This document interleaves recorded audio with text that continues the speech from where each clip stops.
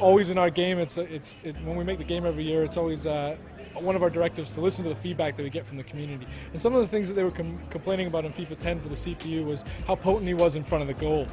So we've done a lot of work to improve his shot decision and how effective he is on one-on-ones, especially on the professional difficulty level, so that when he does when you do give up a chance and he does get in on goal, he's gonna take the chance more often than not, which obviously makes for a more challenging experience. And at the higher levels, obviously, you really got to be on your guard to make sure you're not giving up good chances to the CPU.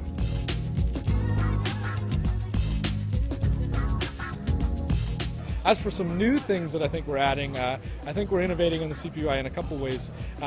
One of them that is really cool to me, I've always liked possession football. I'm an Arsenal fan, so when I play the game and I'm playing against the CPU, in times past, in previous years, he was very, very attacking minded and would get forward all the time, but he wasn't always as patient as we would like. So we've implemented some features about keeping possession this year, so that he's a little more calm, especially depending on the custom tactics that you set up. But if you have a possession style team, he's a little more calm on the ball and willing to wait for his opportunity. So you quite often see him swinging the ball around the back line, teasing it into the center of the park, and then coming back out and making the decision to keep possession with the squad. So that's quite cool, differentiating the different styles of plays in the different leagues, so you get a lot of variety when you're playing different opponents.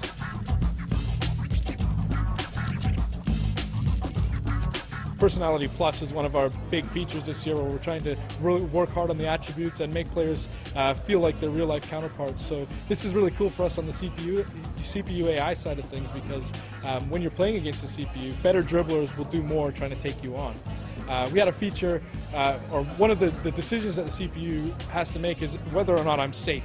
So as he's dribbling around the pitch, he needs to make a decision: do I pass? Do I continue to dribble? Do I turn away? And one of the ways he does this is he has something that we call a safe zone, where as an opponent will approach him, he'll determine whether he's becoming safe or not. And this logic in past years has been very generic, so everybody's safe zone was relatively similar.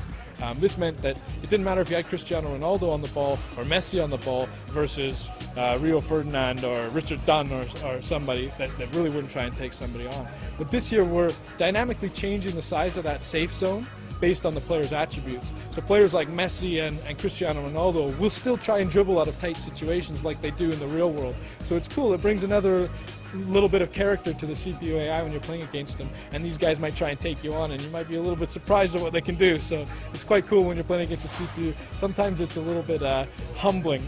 So I'm quite excited about that feature this year too.